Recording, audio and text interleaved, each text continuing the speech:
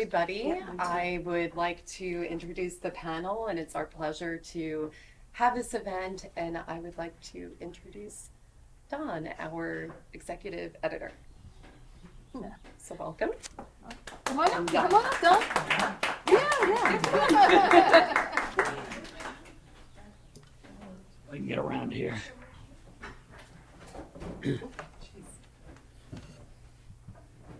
Well, we should welcome Daria, who is our new executive editor, replacing Donna, as many of you know. And in the workshop, we were very happy working with Donna, and I'm sure we're going to continue the good relationship.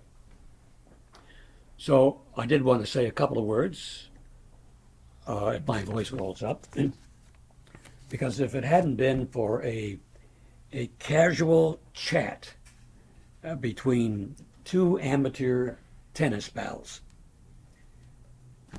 Neshaminy would never have existed. Now, sometime in the middle of 1996 or 1999, Stu Abramson, who was the president of the Doylestown Historical Society, asked his tennis chum, Will Kirk, who was standing in the doorway there, if the workshop might be interested in launching a journal for the Historical Society. I met with Stu. I founded the workshop 25 years ago this year, and we're still in business. But who wouldn't want to have their own literary magazine? So Stu and I got together here in the barn. This is where Neshaminy was hatched. Literary journals are prestigious for a lot of entities, mostly colleges and universities and so forth, but they don't make much money, and many of them go out of business. Very few literary journals are self-sustaining. So I was intrigued because the Historical Society promised to back the journal if we produced one. So in a nutshell, the deal was concluded with a handshake. And then I set about working with Stu, coming up with an idea what we were going to have for Neshaminy. For example, I wanted to have, I've been a broadcast journalist most of my days, but I had also published a number of books on historical fiction. In fact, all of my books are of historical fiction. I have several of them, including two that are fantasy, and they're science fiction, steampunk, and this sort of thing. So this was right down my alley, a literary journal with historical implications. By the way, my newest novel to be published next month is set in the 1920s. So I was a go for such a journal if it included a literary component dealing with fiction, poetry, memoir, and art, all with historical themes. And according to Stu, there were some people in the Historical Society who felt that a literary element was not compatible with a society that focused on history. But Stu ran interference for me. Similarly, he defended my choice of titles, which was Neshaminy. I don't know why someone would be against it. Here's Neshaminy, runs the 40 miles through the length of Bucks County, named for a high school, a shopping mall, a beer, a familiar name. Perfect. And it's Indian. Who could go wrong with an Indian name? So we named it over some objections from members of the Historical Society, the board members, the guys with the bunny. we named it Neshaminy. So with Stu as publisher and myself as executive director, our next job was to create the cover elements, the design elements, the size, what it's supposed to look like, how long, how thick would it be, the design of the new publication. That's paramount to begin with. And I came up with a prototype based roughly on the Pennsylvania Historical Society's literary journal that's published in Philadelphia. They have a lot more resources than we have because we are all volunteers. The next step was assembling a team of editors and writers, and the Bucks County Writers Workshop was blessed with experienced professionals. So I named David Updike, a writer and editor with the Philadelphia Museum of Art. He worked on their catalogs and exhibits, and he was our first editor. I then asked Bill Donahue to be associate managing editor. And Bill, by the way, is the editor of Philadelphia and Suburban Life magazines, so he was an experienced editor. Eventually, Bill replaced Dave in the leading position. We also had Bill Stieg, member of the Historical Society. He was a former editor of Men's Health magazine, a national publication. And he was on our first board of, we had a board of directors, now defunct, and Bill was on that, but he had professional experience, and I asked him to join the editorial staff, which he did. So here we had an editorial staff of experienced professionals in magazines and journalism. Now, how many historical societies can boast having that for a literary journal? So we all lucked out. So Stu retired after many years as president of the Historical Society. He eventually bowed out as publisher. The next task was to find a new publisher to replace Stu. And I found just the person who was working as an associate editor on the Neshaminy staff, Melissa Sullivan. And I asked her if she would be the publisher. She did. She came in and she replaced Stu like a bat out of hell. She was wonderful. You could not ask for a person who was more of a go-getter. And we're doing all sorts of things that we couldn't do before, and Melissa is now spearheading them on the business side. So we had a wonderful photographer initially, Ron Moran. Some of you may remember him. He died. We were using his photos of Neshaminy and Bucks County on the covers. We ran out of his pictures after his death. But Bill Donahue had a brilliant idea, and that was to tap local artists. And we would put their art on the cover and do profiles with them and get copies of Neshaminy in the galleries. And we're doing that. And if you look at the covers over there, you can see how beautiful they are. And they are local covers. This is the journal's 5th anniversary year. And we are planning our first hardcover edition of Neshaminy. It'll be the best of 5 years of Neshaminy. It'll be around 200 pages in hardcover, something that everyone, I think, who likes history and literature and art might want to have and keep on their bookshelves for a long time to come. And we'll have that out in time for the holiday shopping season. And Neshaminy, it's a journal filled with so much art, but you know, the Neshaminy is a piece of art itself. And with the Bucks County Writers Workshop, working with the Doylestown Historical Society, I'm hopeful that Neshaminy will continue its successful run long after I'm gone. So I'm anxious to hear what the panel will say. And of course, we have plenty of copies. And by the way, I'll just point out one thing. We have an anthology of work by the Writers' Workshop. It's a thick book, but it's got poetry and it's got all sorts of things in it. That is an example of the kind of work that we do. So thank you for coming. Melissa? Yep. Bill? Thank you, Don. All right, Bill, you're gonna be over here, you think? Oh, there we go. Okay, there's a name tag, so I was just gonna make you move the name tag. Excuse me.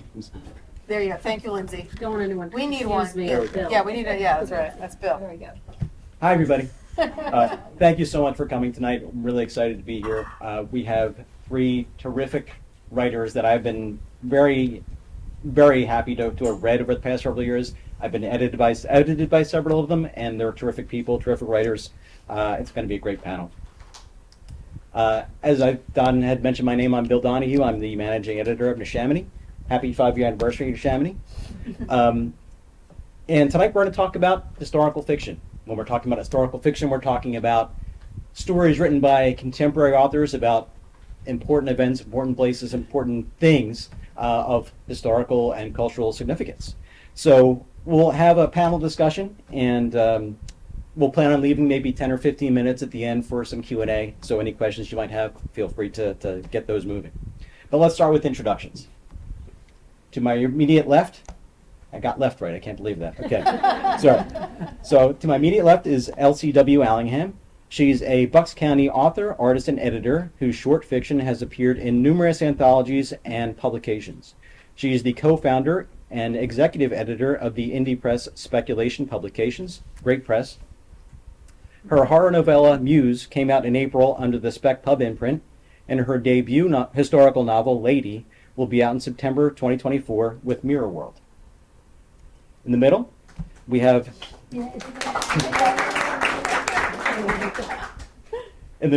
Natalie Zellat Dyen. She's a former French teacher and technical writer who began writing fiction around the same time she started collecting Social Security, which is awesome. Her short stories have appeared in a number of literary journals, and her short story collection, Finding Her Voice, was published in 2019. Her debut novel, Locked in Silence, came out in February 2024. Finally, on the end, we have Melissa D. Sullivan, the bat out of hell Don had mentioned earlier. She's a fiction writer, journalist, editor, and attorney. Her short fiction can be found in Dappled Things, The Coil magazine, and elsewhere. And her flash fiction piece, Dear Jacqueline, was nominated for a Pushcart Prize. In 2023, she was proud to take on the role of publisher of Neshaminy, and she's done an excellent job. She's a graduate of Rutgers University and Boston University School of Law, and she can often be found on the mean streets of Bucks County buying yet another book.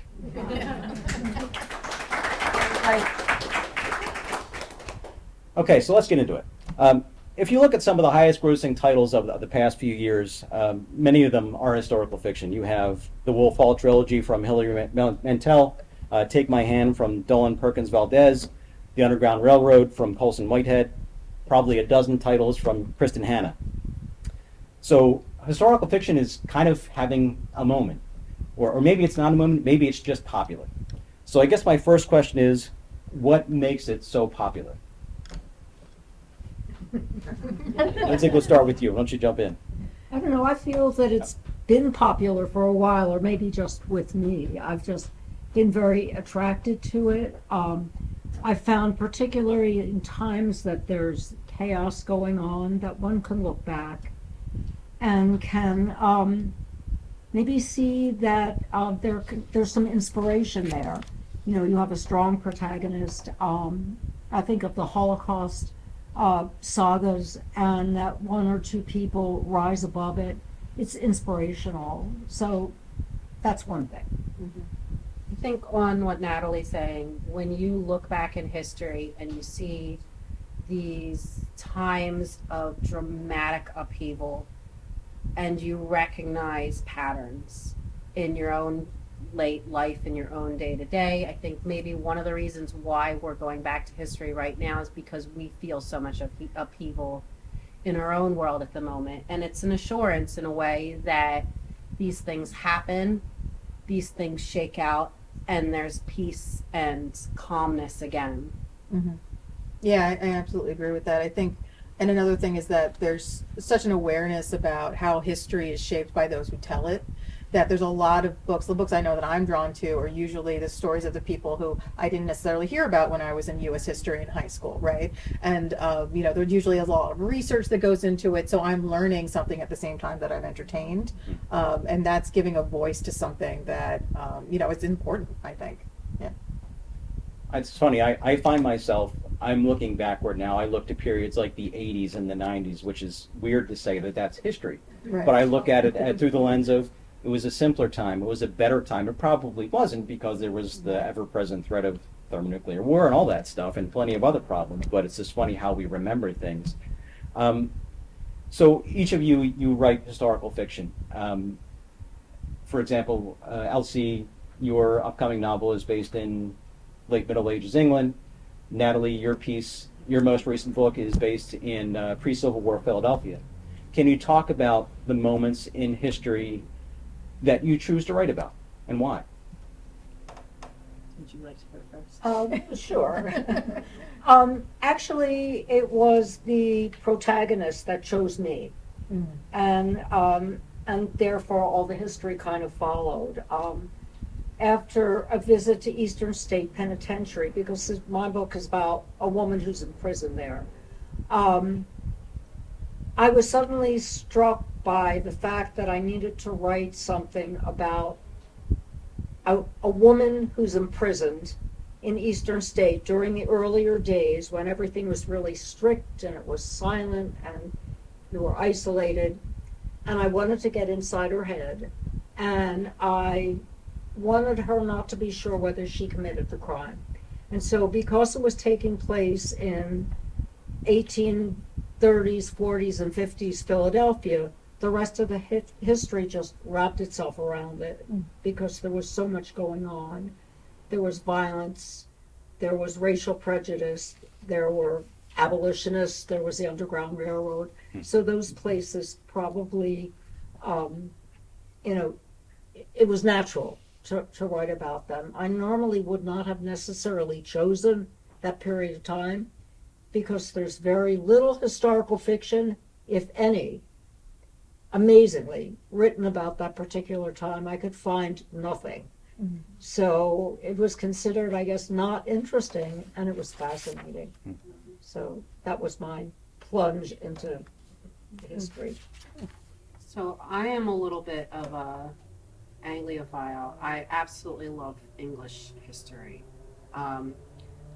And one of the things I really love about English history is how one small decision made at one point will affect something significantly 200 years later. And I, again, started with the character. I got a character in my head of a woman who doesn't fit in with society's standards. And I think there's been a lot of them, and I don't think we've very often heard about them. So I started to think, where could this woman exist in history that she might have been able to get away with being herself?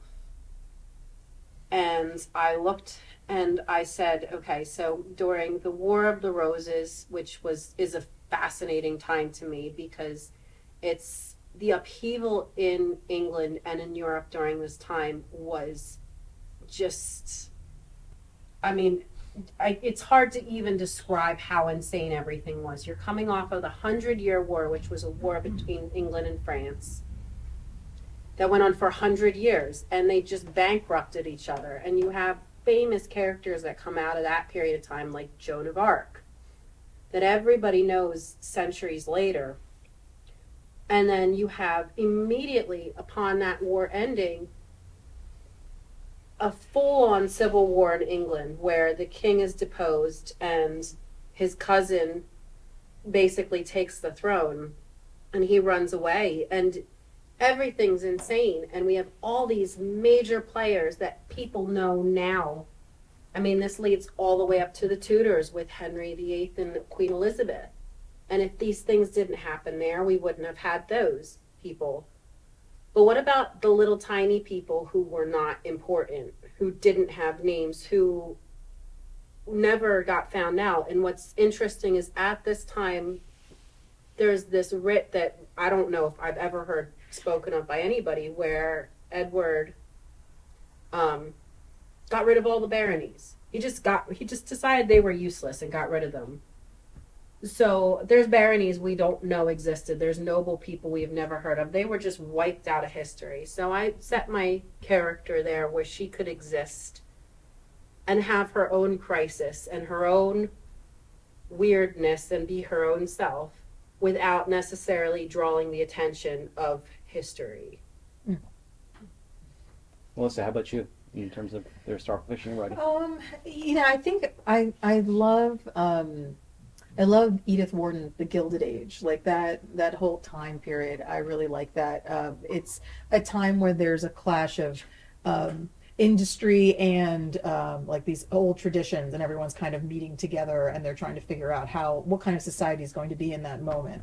And I like those times when everything's sort of a mess, like you were saying, like everything's going crazy. That's perfect. That makes a plot, and it's really, and I really like what Elsie was saying about that personal level, like telling the stories on a personal thing, because I do think there's historical fiction that's about like King Henry, and like you can read about it that way, and that's enjoyable, and I definitely love those. But I like getting into the heads of the people who were in the society, but not the peak of it. So it's that's usually what I'm looking for as well. Yeah. It's funny. I just finished a historical novel. It was right at the outset of the intense climbing interest in getting to Everest and doing all that kind of stuff. I forget the exact years. It was okay. I went into it, I expected things like Yetis and all that kind of stuff, and all the history went into it, but it was okay. But I think about the historical novels that I've read that have been most impactful to me are really about character.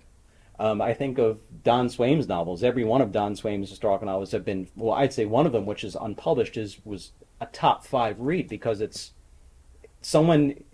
every story, it's about history and it's about the times and things you're living in, but it's about the person who's going through it. And you guys have alluded to this a little bit, but can you talk about how you're dealing with this time in history, but you're really looking at the person and what they have to deal with? Can you talk about how you kind of build that process, how you build that character? How you build a character. I mean, I think, just to kind of elaborate what you're saying, I think every story that we write, or like every story that I write at least, I'm always exploring the character, and the history is important, and it's fun. You can do research. Oh, I love research. It's really great to do research when you don't have to write. Like if you just do the research, then you pretend that you're working, right? That's nice.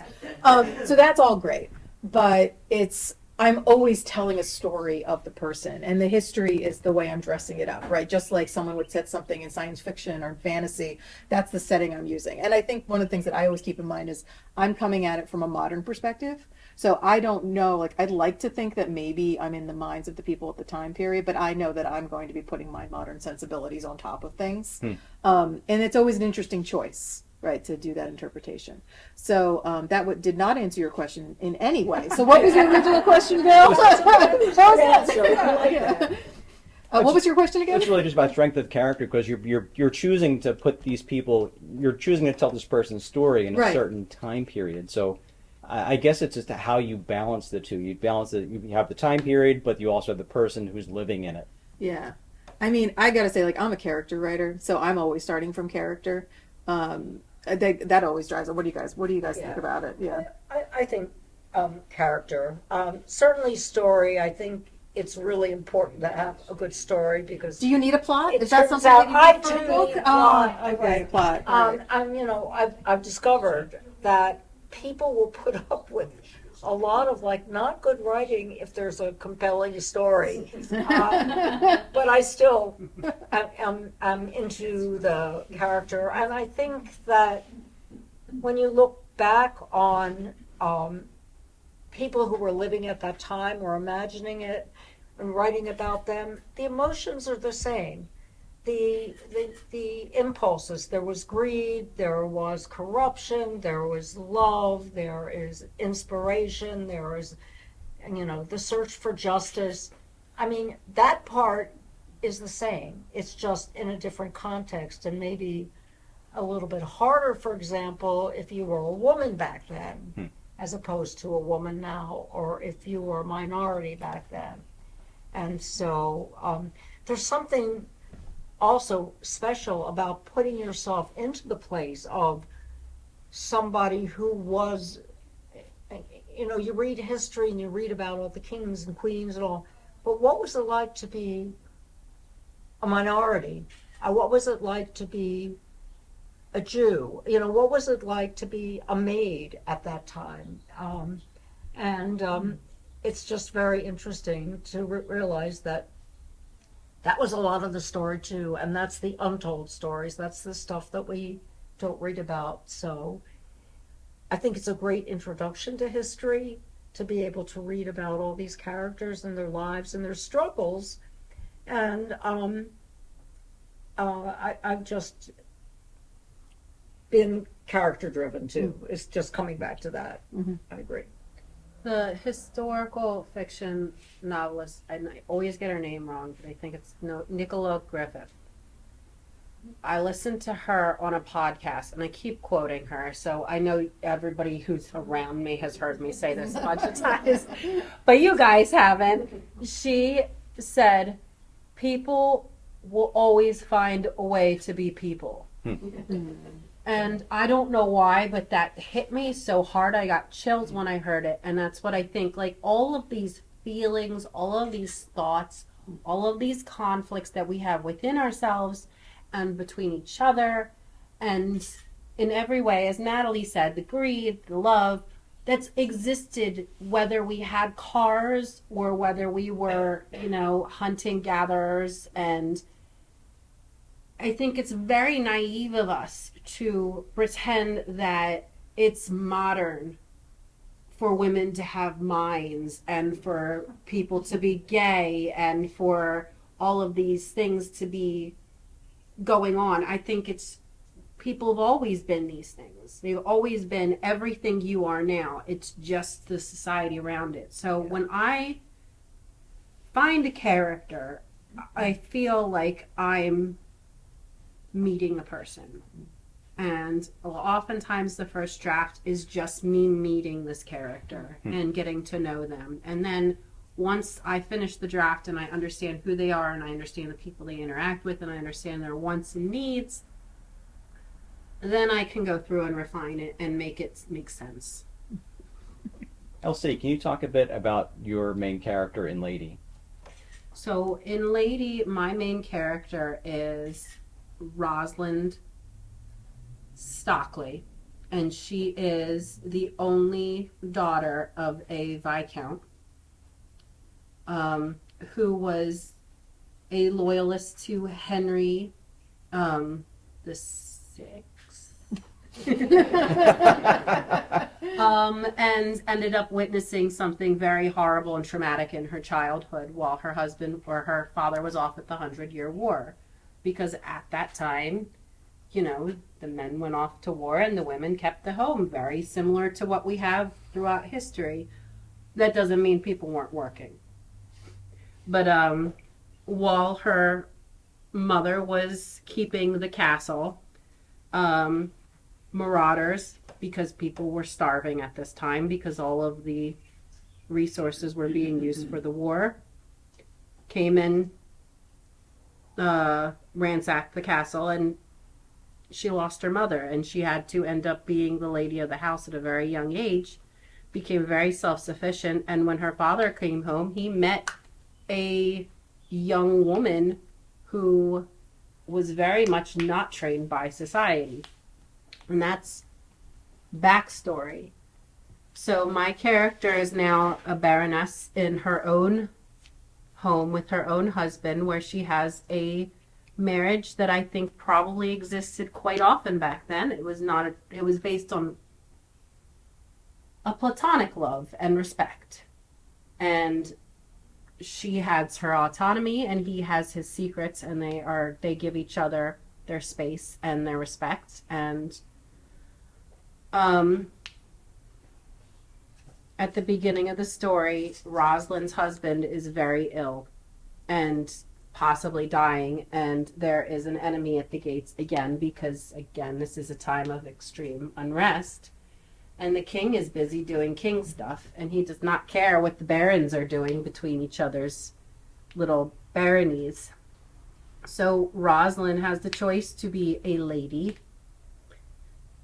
and pray and hope that God saves her and submit to whoever ransacks the kingdom again, or she has the choice to try to defend the kingdom herself. And so she puts on her husband's armor and she goes to the gate pretending that she is him.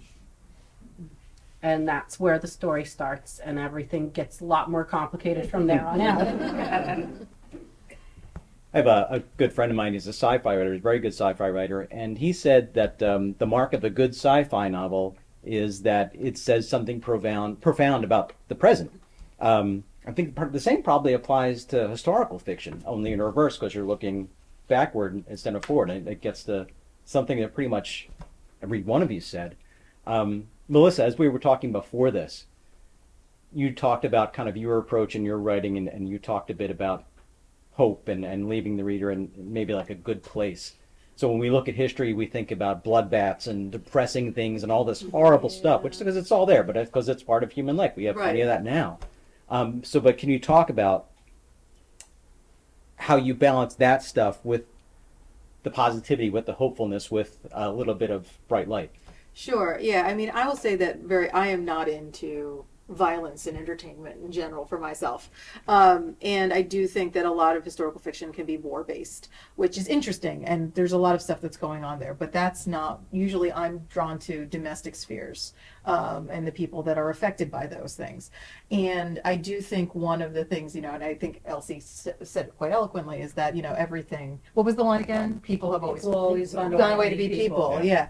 And people are trying to find spaces to exist, even in the most trying of times. So I like to have people at those times find a way to be a little bit in control of what's happening in their life in any way that they can. That's something that I think is important to take away as readers, because I do feel like, you know, it's, Lindsay said, we're like always talking about, we're writing history, but we're looking at like what's happening now. Yeah. And it's nice to have that feeling, okay, like we can survive this, or we can find a way to make this work for us. So it's always better to end with a slight positive, not all the way positive, like not crazy happy ending, but just, you know, a little bump up at the end. So I find that with horror as well. I mean, horror is, it's talk about bloodbaths. It can be the most grotesque things, but the point is, okay, someone lives through it, someone gets through the end. They may not be entirely whole afterward, but they've gone through it, and that gives the reader some hope. yeah. It's funny, Melissa, what you just said. I saw some of that in Natalie's novel, because you have a lot of bad stuff. You have prison, you have race riots, really bad stuff happening. But at the heart of it, it's a love story between a mother and a daughter, and a woman and a man, and brothers, sisters, all that kind of stuff. Can you talk about your process? Well, I don't want to give away the, you know, the ending, because what what happens is that the protagonist, Lizzie O'Meara, at age 18, is imprisoned for 4 years for murdering her baby. But did she do it? And when she goes in, she's innocent. I didn't do it. But what happens during these 4 years of being isolated, the silence is just torturous. I mean, it really, solitary, you read about solitary all the time, and it's amazing that people can survive it. I did want her to survive, but of course, what happens during that period is, over time, she begins to feel more and more that maybe she was guilty. She has nightmares, she has visions. And she tries very hard to fight against it. So she is educated enough so that she keeps a journal, and it's the journal that she tries to write about her past and keep it alive before she forgets it, because everything's just going. So it's a tremendous struggle, and she barely makes it out. But at the end, she believes that she committed the murder because she saw it. She relived it and remembers the facts. And so when she is released after 4 years, she believes she's guilty. And it's only afterward that she learns the truth about what happened. It was, just a crazy kind of a thing. And then she has to piece her life together, which is very difficult. But during the time that she's writing this journal, she's talking about her past. So she's comes from a working class Irish family. She living in a neighborhood where they're, very prejudiced against the blacks, because the blacks and the Irish, all the poorer people, are working for the same jobs. So as soon as then more Irish people come in, the Catholics, and then, you're fighting for work. And so originally, some of those people actually lived, the blacks and the Irish, early on, they were poor. They actually lived together in a neighborhood for a period of time and actually got along, which kind of surprised me. But then that changed. And so she remembers what it was like to grow up in that neighborhood. There were riots, in the 1830s and 1840s, violence, incredible violence, and buildings burned down and people killed, and she gets caught in it. But the one thing that happens to her is that she befriends a black family, a young girl, and they become very friendly, and so she gets involved in the abolitionist movement until she's pulled out. So that's the positive thing. It was something that she was drawn into, and has this friendship with somebody who basically blacks and Irish were not friendly. None of them really. I searched for friendships. So, but I felt it was important that she have that. And she also has a boyfriend who's a Quaker. She meets a Quaker. And so then she has to navigate once she's out how she is going to deal with this, because she actually had an illegitimate child. She was raped, and she was accused of murdering that baby. So there's a lot, and reading about it, this happened a lot. She was a maid. A lot of the maids were impregnated by their masters. It was just shocking, the amount of violence that there was. But there were good people and strong women, and that's what I wanted to write about also. Somebody who was just torn apart and down to nothing, and her being able to build herself up and try to make a life for herself. That was Melissa used you used the R word, research. I saw a meme not too long ago. It was about a writer writing a sentence about a certain kind of wood that was used on a ship or something like that. The most esoteric of details, and 6 hours later he found out that the wood was cypress or something like that. Yeah. Yes. So we're talking about, I guess, where's the fine line between historical accuracy and over-research? So I think this is a question that every author has to answer for themselves. There are definitely authors who you read the book and then you get to the back and there's 5 pages of resources and all the things that they did, and it makes me feel bad.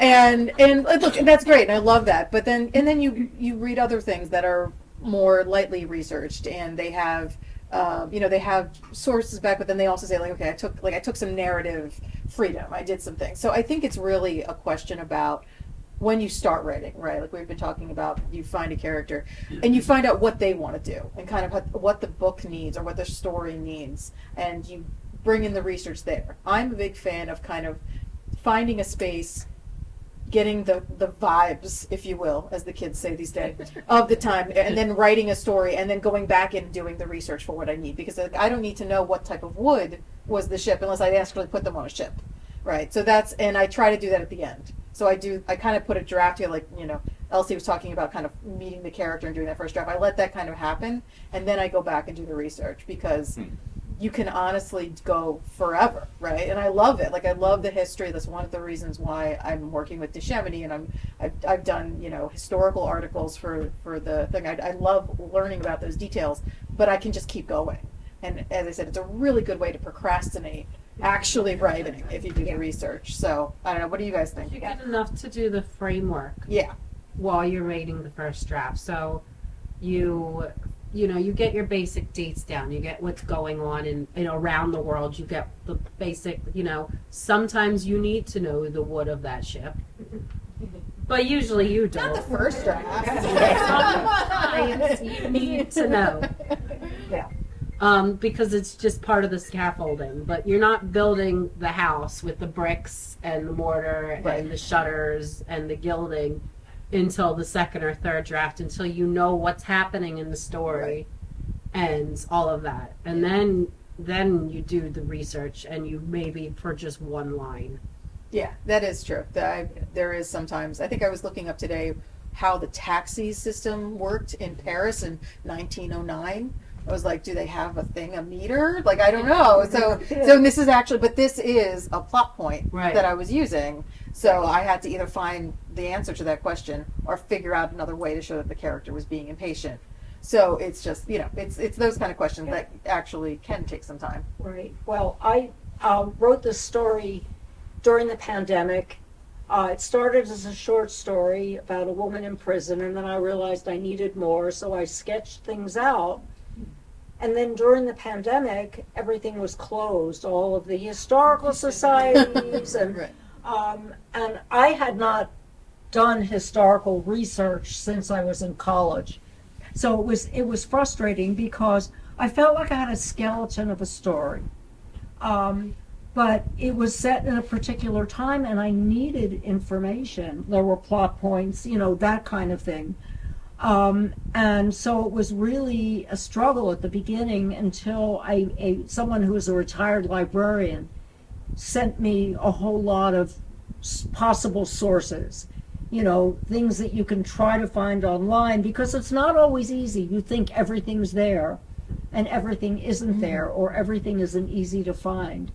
And so I did find at a certain point it was very frustrating because I was kind of at a standstill. And I guess I like having the historical information as to prop me up. I needed it, and so, and also there was the procrastination factor where you're kind of like stuck at a plot thing.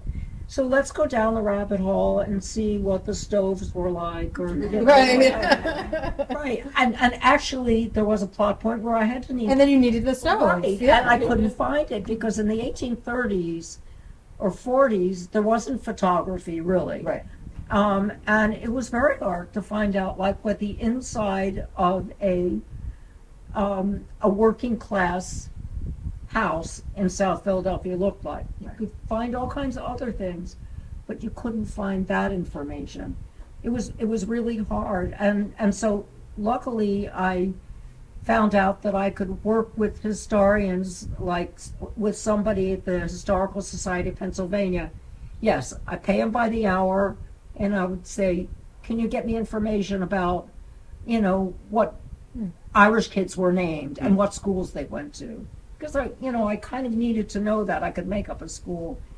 So I spent a lot of time with research, and I really liked it. I did use it to procrastinate, but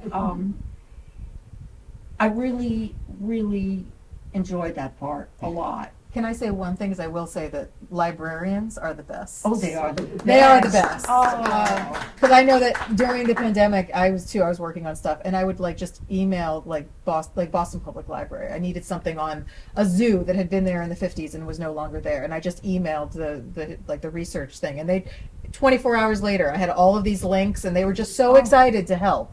And I think that every time I've found that, if I'm working with a historic, at the Historical Society here, or if I'm like going to one of the like the Barnes Foundation or like any of these places, these are people who just love what they do, and they're just so happy to tell you about it. So that's always a fun thing to do. So I discovered something when I was working on my Greek myth novel, because the thing is, the further back you go, you don't even know what you don't know. Right. Yeah, that's true. So there were points where I would be like, okay, well, I know there's this now in Athens, but at what point did that come in? And I don't even know how to research that. But you know who knows what is known? Professors. Yeah. Professors of that specific thing. And that's all they want to talk about. They literally have dedicated their whole lives to learning everything there is to know about ancient Greece, or about the invention of the wheel, Right. or about literature in 1492. Yeah. And you can find one anywhere. But if you have an association of the college, they're even more excited to help you, and they will direct you to a grad student who is super excited to help you because this is their thesis, and it's like literally all they've been living and breathing. And if you wanna find like absolutely the information that you don't even know that you don't know, but it's gonna be those little minute details that like make the story, you can talk to a professor or a grad student. I wish I had talked to you. I could have probably gotten a lot more information faster. Next time we'll consult. I have one more question for the panel before we go to the Q&A, or to the questions from the audience. And it deals with my favorite part of the story, the dialogue. I love dialogue. That's what brings the story to life. I look at, when I think of dialogue of the past, I think of it being much different than we have now. It's I think of it either as more formal or just a different dialect, strange emphasis on syllables and things like that. But I guess my question is, how do you treat dialogue, especially for someone like LC? You're dealing with something from centuries ago, but how do you guys deal with dialogue of certain time periods that are unlike our own? So if I wrote this in War of Roses era English, nobody would understand a word of it. That language has evolved so much over the years. An example is the term goodbye comes from God be with you. It just happened. People would say God be with you, God be with you, God be with you, and it somehow became goodbye. And if we read how people spoke back then, first of all, there was no consistency in spelling or pronunciation. And you saying formal, I mean, there were like maybe 5 people speaking formal English. Everybody else just spoke what they were all talking in the gutters, Most of the people didn't speak with any kind of English rules at all. So I think I know that there are some people who really spend a lot of time trying to make something work that resembles how people were speaking back then. There is plenty of resources to read Old English if that's something you want to do, but that is quite a labor that I don't particularly feel like adds anything to the story. So I just wing it. Yeah. I did inject a couple terms that were used at the time. I think at some point the king says egads, which was a popular phrase at the time. Right. Well, it slows, if you did something like that, I think, like when I'm thinking about that sort of stuff, it slows you down as the reader, and it gets in the way of you living in the story. Right. And I agree with that. I feel like, and especially I'm writing stuff in more modern, like obviously that would be very difficult. I actually dropped out of a Chaucer class because I could it's not. very challenging. The only class I've ever dropped out of in my life. because I just couldn't understand it. But I do think on the back end, I do look for words that will throw you out of the story. Like if I'm doing something and there's two lovers and they're in early 20th century and they're in the carriage, I don't want anyone to say awesome. Like if we say awesome, I feel like that's just going to pull you out. So it's more how to try to get you guys as readers as close as possible to what's happening, and what language will do that. Yeah, I would find it very difficult to do what you did. I know that one of the things that I wanted to do was try to read some literature of the time, historical fiction, because sometimes you can just get an idea of what works, and there wasn't anything. I mean, I could really find nothing from that period of time. Looking in newspapers, you do get an idea, some ideas. And the other thing is you don't want anachronisms. You really want to try to work again. So you do find yourself looking up words, trying to find out when the word came into being. Yes. That was very time consuming because it's so easy to throw something in that is not accurate. And but it's true, you do not want somebody consulting a glossary every time they're reading your book. That's a no-no. Or dialect. That's tricky too, because you might want to show that somebody speaks a certain dialect. Like I had to do a little bit of Irish, but I didn't want to do like, oh, bigora, whatever. So to try to tone it down, it's tricky. But you want to keep the person in the story. Anachronisms are a subject. I just want to tear this away from you real quick and on that specifically, because I do feel that it's a very important point in historical fiction, because anachronisms are where you're going to lose readers. Yeah. And really piss some people off. And I have a story that I told to Bill about how when I was going through a first draft of Lady and Melissa actually read it, and she said, potatoes were not in England at this time. Potatoes were discovered in America, Lindsay. And so I had a whole story, a whole section about this potato soup. And again, it was first draft, so it just happened, and it turned into an onion soup, which, but I wouldn't have even known that. It wouldn't have occurred to me to look that up, until Melissa pointed it out. And then every single food, every single term, every building technique, every kind of fabric. What kind of bathroom these people use. These are really important, tiny details that will throw off an entire story, and they shouldn't be important, but they absolutely are, and that is the pitfalls of historical fiction, but also kind of like the brilliant part about it when you can figure it out. Bless you.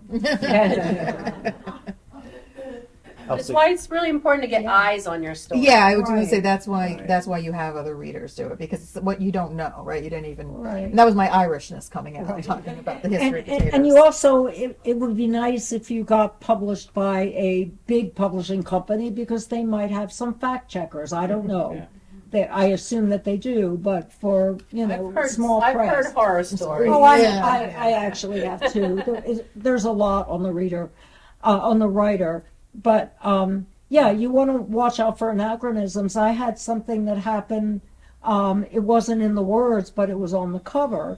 So I had taken a picture of Eastern State that I wanted to use a part of it on the cover, and I submitted that to the cover artist along with some impressions of things that I wanted.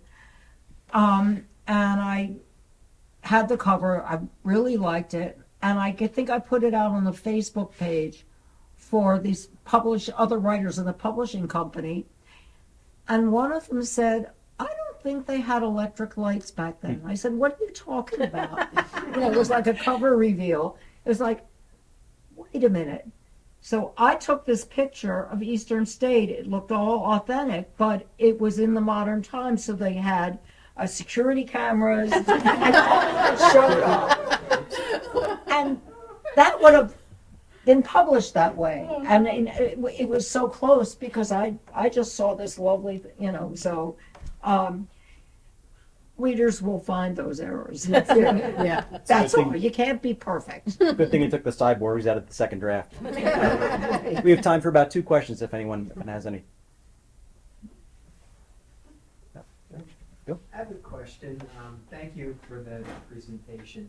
So, Lindsay was talking about a time when there was no attention to spelling and punctuation. I sometimes feel like I was born too late. The medicine was pretty bad back then too. What I was thinking was, when you were Bless you. talking about the research, so much, it seems like one thing that's changed probably in the last 30 years or so is so much of research is probably Google. I know that you think you're going to go to the library and talk to the librarian and stuff like that, but I wonder if, a lot of it is just Google, which is 60% Wikipedia, if we're honest with ourselves. And given that 60% of the medical information on Google is false, is it possible that this is further diluting the facts in historical fiction? I think that's a question with several tiers. So first of all, I think the fact that so much of it is Google has opened writing and history up to a lot of people who maybe would not have had that available to them before or had it be interesting to them. I know that me being a stay-at-home mother at the time could never have finished this without Google and without Wikipedia. However, I think that anybody who's been researching and been writing for a while will use Wikipedia as a starting point and a framework and never as an end, resource. That's something you reference briefly to find out what you don't know to do more research on. Again, it's the scaffolding with Google. It's not the actual building. It's just where you get started, so you can get that first story out. Mm-hmm. Yeah, and one of the problems is if you are looking something up and you start on Wikipedia or you start with something else and you see that the wording is the same when you're looking at a particular fact, it has been copied from somewhere. Right. And, probably Wikipedia, starting with that. And so you really have to check all of that stuff because some of it is way wrong because Wikipedia is not, it's us putting things in there and it's not necessarily kosher. So you really Real have to. quick point, sorry. Yeah. The Dancing Plague is actually cited as a source in Wikipedia, our book from speculation. It's cited as a source. It's a fictional book. Yeah. It does have, it has a lot of really great research in Right. it. You Yeah. made it. But Yeah, I mean, I think it just goes to whenever you're researching anything. I feel like it's I've got my U.S. AP history teacher talking about original sources. Right? You keep going back. Okay, so this person wrote an article. Okay, where were their sources? Then you read their sources. Oh, they were looking at this stuff. So you always have to check. I do think that one of the things that Google, it's a search engine, right?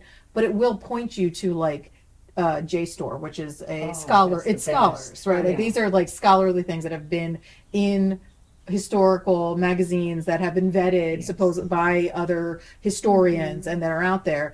That being said, though, we always hear about stories that are of articles being retracted for various reasons. Really? So it's an Well, so ongoing. I'm disappointed now. Yeah, I no. trusted that. I mean, look, they're the best. And look, I guess that's the thing. Histories, we're always trying to figure it out, right? That's why that's why I like writing historical fiction. We're always looking at it, and there's always new stuff coming up. And if anyone has, I can give you a really good example, but it's not really family appropriate. So if you want to hear that later about some stuff that was put in place and then retracted, and then everyone went into a tizzy. But it's just, I think we're all trying to get it right. So it's like, I think you kind of have to be open to understanding that there's going to be stuff that you won't know the answer to. Yeah, there's more information. It's not all better information, but Right. there's more, and Yeah. it's up to you to vet the information. Yep, yep. So, Ma'am, you have good a question? Yeah, I was just, I'm gathering from all of you talking that your main characters are fictional. How do you feel, like, for me, a historical novel starts with a real thing, whether it's the person or the event or whatever. I feel like if you start, you can make up the dialogue of that person because you don't know what it was, but shouldn't that person have been real? so I do actually. The short stories that I published, those are real people. So one of them is Jacqueline Kennedy, and that's the one that is flash fiction. Another one was the wife of Upton Sinclair. So I've used historical fiction. The one thing about that, though, when you're doing a real person, is people get really angry if you get it wrong. So you have to be really careful. So that's the nice. So I have talked to other historical fiction writers who say I like to make a fictional person and then put real people around them, because then you have a little bit more space to play with the story, and people won't get as angry. Because if you're going to write something about Abraham Lincoln, people know about Abraham Lincoln. You are going to have emails and people knocking on your door telling you about what you got wrong about Abraham Lincoln, which is an interesting conversation. But I just think it's one of those questions, like, would you want to be able to have more freedom with the character, or do you want to just really dedicate yourself to trying to get someone completely Right. There's right? somebody out there who wrote the story on Elizabeth Woodville. I mean, Philippa Gregory wrote like a million stories about all these women during the time period that I wrote about. And she did it great. And I'm not Philippa Gregory. Like, I am Elsie Allingham, and I love those women. I think they're wonderful, and that's just not how I tell a story. And it's okay if that's not everybody's cup of tea, because I'm telling the story about the person that nobody's ever met. I don't necessarily need to. I don't want to be the one to tell what Elizabeth Woodville was doing. I want to tell what this woman who nobody ever knew about was doing in the time of Elizabeth Woodville. It's a different kind of story. Yeah. Yeah. But I think you can take a real person. I'm thinking of Marie Benedict, who writes. I've really just enjoyed her stuff. It's always strong women. And she wrote one book called The Mystery of Mrs. Christie. And it was about Agatha Christie, Yes, yeah. who we know, God bless you again, who we know a lot about, except for like 4 weeks or something where she disappeared. Oh, yeah. I knew nothing about this. And so she was able to use Christie's life before and after and weave a tale that could have been true, might not have been true. You can't really question it, but it was masterful. And so I like it if there is a character, a real person, that there are things we don't know about. Right. And then you can fill in, because nobody can tell you you're wrong. So I want to find somebody like that I can kind of like have that person's stories. I don't have to make it up. And then, yeah. There's only so many people in history that you have enough documentation to try to actually get into their head and realistically tell what their thought process is, how they did things, why they wanted to do things. And I really admire the people who are so connected with somebody historically that they can get into that person's head and almost channel them onto a page. It's just not, I love reading it. It's just not necessarily how I write. Guys, we're officially past our run time, so let's do a lightning round real quick, 30 seconds. Left to right, tell us what you're working on now. What do you have coming up? Oh, no, I go that way. Actually, what I'm working right now on a historical fiction novel about Edith Wharton, the real person, about an affair that she had when she was 42. It's the one and only affair that she had. And then actually the next thing I'm doing is starting an MFA program in the fall. So that is the other thing. Congratulations. Yeah, I'll be doing. So I'm really excited about that. I don't really have a work in progress. I got a couple of ideas I decided I loved historical fiction so much I had to write about it. I do like the Gilded Age. I've discovered there's nothing written about the Gilded Age in Philadelphia. Historical fiction is hard to find. Yeah. So I started something, I kind of put it aside because my life has been really busy. I'm hoping that I can go back in a couple of months and realize that I have a story and then go at it, because I love the period of time, turn of the century, Philadelphia, my old neighborhood, a mansion. So I'm hoping I can do it. Otherwise, I'm just going to write a bunch of short stories, which is what I've always done, which are much easier than novels. Much easier. So right now I'm very, very busy with Speculation Publications. We're putting out a collection of retold fairy tales, grim fairy tales retold as horror stories.